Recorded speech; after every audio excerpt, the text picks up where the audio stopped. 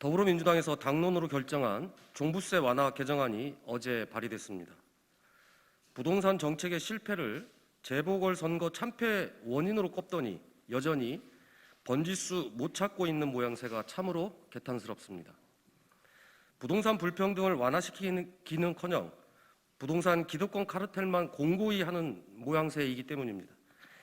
집권 여당이 민심에도 반하고 상식에도 반하고 조세주의에도 반하는 종부세 완화론을 당론으로 내걸었을 때 집값의 박탈감을 느끼는 서민들, 청년들, 무주택자들의 심정이 어땠겠습니까? 그래서 저는 오늘 그런 시민들을 대표해서 더불어민주당 대선 후보들께 종부세 완화와 관련된 입장을 묻고자 이 자리에 섰습니다. 시민들은 집권 여당의 대선 후보들이 부동산 집값을 잡을지, 부동산 기득권들의 표심만 잡을지에 대해 알 권리가 있습니다. 이재명 경기지사님, 비필수 부동산에 대한 세금 인상은 우리 사회 공동체를 위해 필요한 일이라며 국토보유세 도입까지 언급하셨습니다. 지당하신 말씀이십니다. 그런데 현재도 3.7%의 부동산 부자들만 납부하는 종부세를 완화한다는 민주당에서 국토보유세 꿈이라도 꿀 수 있겠습니까? 또한 비필수 부동산이라는 전제를 붙이셨는데 이것이 혹시 필수 부동산, 즉 실거주 목적으로 살고 있는 주택의 과세는 피해가려는 밑밥은 아닌지 우려가 됩니다.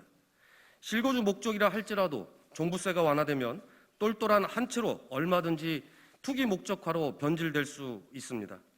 이재명 지사께서 말씀하신 강력한 수요 억제책에 종부세 강화가 포함되는지에 대한 입장을 밝혀주시기 바랍니다. 이낙연 전 대표님, 토지공개념 3법 개표 발의할 것이라고 밝히셨는데 후보님이 계신 당에서는 그 법안과 역행하는 법을 당론으로 내걸고 있습니다. 당론으로 한번 결정한 법안들을 당에서 얼마나 밀어붙이는지 너무나도 잘 아시기 때문에 중대재해처벌법도 말로만 약속하시고 끝끝내 당론으로 채택 안 하신 것 아닙니까? 토지 이득을 소수가 독점하는 것은 공정하지 않고 정의롭지 않다고 하셨습니다. 더불어민주당이 추진하는 종부세 완화야말로 토지 이득을 독점하는 이들 중 절반가량에게 세금까지 완화시키는 공정하지도 않고 정의롭지도 않은 법입니다. 종부세 완화에 대한 언급을 피하고 있는 것이 아니라면 지금 당장 명확한 입장을 밝혀야 할 것입니다. 정세균 전 총리님, 종부세 양도세 완화 방안에 대해 지금은 집값 안정이 우선이라며 반대 입장을 말씀하셨습니다. 환영하는 바이나 부동산 투기만 되레 조장하고 있는 민주당의 당론과는 대치되는 주장 아닙니까? 후보님의 생각에 역행하는 당론을 후보님의 당이 내걸고 있다면 보다 강력하게 저지함이 마땅합니다. 또한 세제는 가격 안정이 되는 시점에 추진하자라는 주장이 혹 선거 국면에 일시적으로 민심을 달래기 위한 용은 아닌지 묻지 않을 수 없습니다. 집값은 사회로부터 받는 교통, 교육 등 편익을 반영합니다. 부동산 하면 첫 번째도 두 번째도 입지라는 말이 괜히 나오는 게 아닙니다. 그 편익이 일정 기준을 넘어서는 부동산에 대해 과세를 통해 공평과세를 달성하고자 하는 것이 바로 종부세입니다. 단순히 투기꾼 잡는 세금이 아니라 우리 사회의 당연한 원칙입니다. 원칙의 조건이 달릴 수는 없습니다. 모호한 답변이 아니라 보다 확실하게 종부세는 결코 완화되어서는 안 된다는 답변을 기다리겠습니다.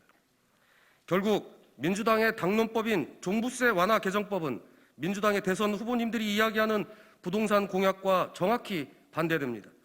종부세가 이대로 완화된다면 결국 그 공약도 다 거짓 물거품이 되지 않겠습니까?